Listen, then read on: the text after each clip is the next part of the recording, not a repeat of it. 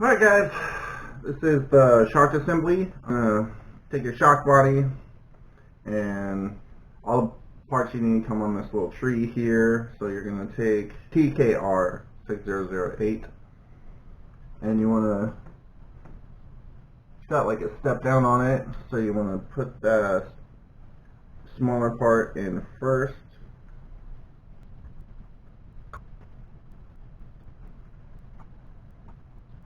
So there we go, it's all seated down in there. So now you're going to get your orange washer, rubber washer, or gasket. And then you're going to take your little round piece off your tree. It's just a little plastic spacer.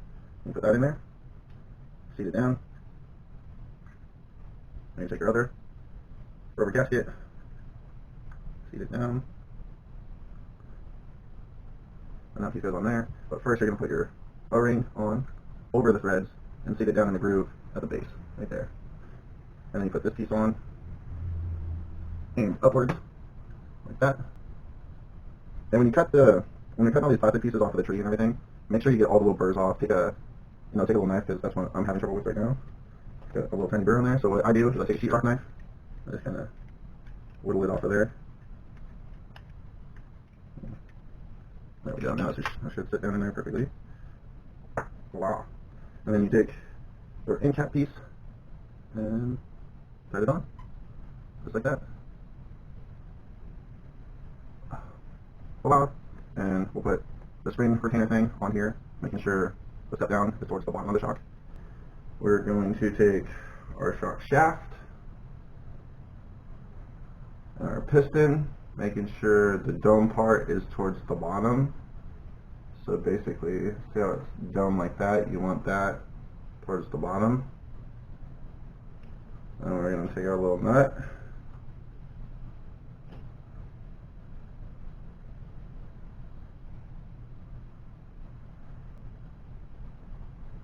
Put it on there, get the T-wrench and tighten it down. Now we're going to have to hold this. So I always put like a towel or something, I forgot to grab a rag. But when you're holding the shaft at all, you definitely want to have it protected, because you don't want any little burrs and stuff sticking out. And there we go. So that's your piston ready. So basically we're just going to drop it down in here. Like that. Pull it all the way down. And then you want your nice little shock boot thing.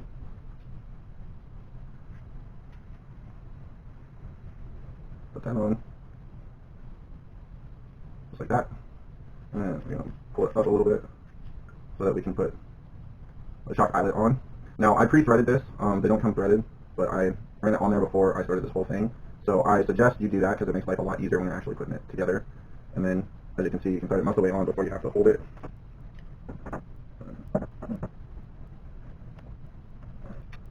There you go, now that's on. So you gotta do is pull your boot thing back down. Now we're going to fill it with the number 700 silicone oil. And then it says to go up and down 3 to 5 times once you fill it. So we'll fill it real quick. So filled up. Now we're going to go up, down, Alright, like that. So now it says to let that sit for 5 minutes. So we're going to set it over here, let it sit. I'm going to do the other shocks, and then we'll be right back. Alright guys, so I got most of the shocks put together, but I wanted to show you this part. Okay, so it says on there that you have to drill a bleeder hole in the shock cap, which is really easy. You take a 1/16 drill bit, like this, and then there's actually a little spot to drill, if you guys can see that little port right there. And then basically, you just drill through it, right like that. So you drill through that, you got your little hole in there. Just make sure you get the little burrs out. Don't have to be too crazy about it. Put that in there, and then this shock's been sitting, so we're going to go ahead and put it together. So it says to screw the cap on halfway, compress the shock fully, like that, hold it, and then tighten the cap on the rest of the way. That way, as you can see, some shock oil came out of there, but now you're good to go. And now we're just going to put the spring on, the base on, and as you can see, there's a hole here and 2 holes there, so you want to put it on and line those up, like that. There we go, like that. Then you're going to take this little all thread there and put it through that hole. So that locks that in place, and then you're going to pop this in the bottom, like that. And then I already put the piece in the top, it's just a little plastic piece. And then it says to do the second hole up. When you mount this, you mount your this piece on, it just gets that one screw. Super simple. But you put this in the second down hole right here, and we're going to put the shock bottom in the second hole over right here. So we'll do that right now. I'm telling you, this kit is beautiful. It goes together so seamlessly. It's just awesome kit. Like, hard to describe just how easy all of this stuff goes together. If you take your time, build it all right, put it all together the way the instruction manual says, it's just beautiful, people. You just put your shock on, right like that. Get your nut started on there. And then take your T-wrench and tighten it down. There we go. That's all 4 shocks on, ready to go. All working, all good. Awesome, people. Okay guys, so we're going to be doing the servo now, and I'm going to use this power servo 20 kilogram or whatever that stands for. It's waterproof. Hopefully it's a decent servo, but if not, I'll install a different one. So we're going to put this piece on here, basically like that, and then we're going to be, you know, just dropping this down into this piece right here. Okay guys, so we got the servo mounted in here, and we ran it under this little plate that you put on. Super easy instructions, and we ran the wire already to what is going to be the receiver box. Now on this little plate right here, we're going to put double-sided sticky tape so that we can mount our ESC. Boom. Okay guys, so that's what it looks like with the servo and ESC mounted on this plate right here. I ran my wires underneath there, and then it comes with this cool little thing to hold your wires down, and this thing right here for your receiver box. Now it's calling for me to put the receiver in here and put the cap on it and everything, but I'm going to do that in a little bit. Alright guys, so we're putting the battery tray on, and you get these little tiny screws, but it wants you to put thread locks on all of them.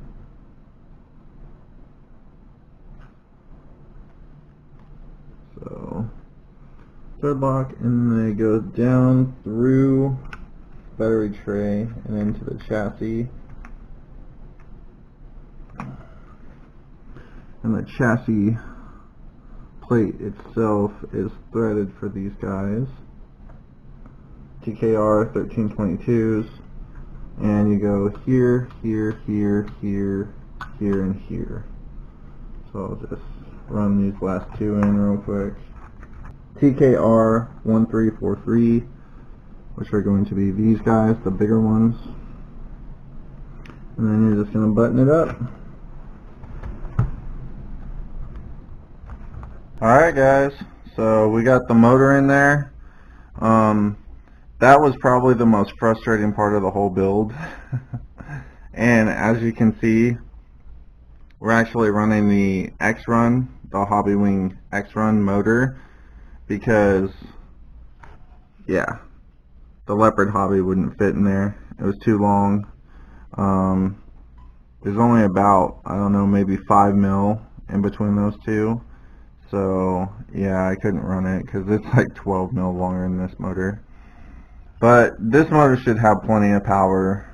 You know, it's a real powerful motor. It's just not the same as the Leopard Hobby.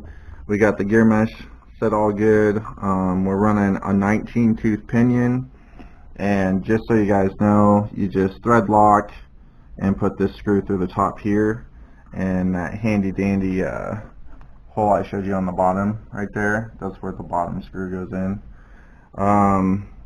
ESC fit in here real tight. You can see it's actually up against this brace right here, so it's in there real tight. All this stuff's real compact. You know, it is a 10th scale, so you know, it's not like it's a big deal or anything. All we got to do is hook up the servo, put the receiver in the receiver box and put the cap on it, and then throw the tires on it, tighten down the body post, and we're done. So I want to do that real quick and then give you a shot of it I won't have the body done today, but I'll put the tires on it and everything and give you guys a shot of it when it's done. Check it out, guys. Still gotta paint up the body and stuff, but that is sick. I am so pumped on this thing. Look at that clearance. Everything's hooked up, working good. I already checked out the servo and stuff. I do have to fine tune, like I'm gonna have to do the steering rod to push that tire out a little bit because it's sitting kind of cattywampus, but everything is put together and everything's ready to go. Put this guy over here, give you guys one final shot. The chassis, there's the box all done, and I just went with the little antenna there. But everything works, everything rolls, it turns. I'm so pumped, guys. When it stops raining, this thing's gonna hit the dirt hard. So, like, subscribe, thumbs up if you like this video, thumbs down if you didn't, and stay tuned because we got a lot more coming at you guys. This is Killer Off-Road Hobbies. Peace.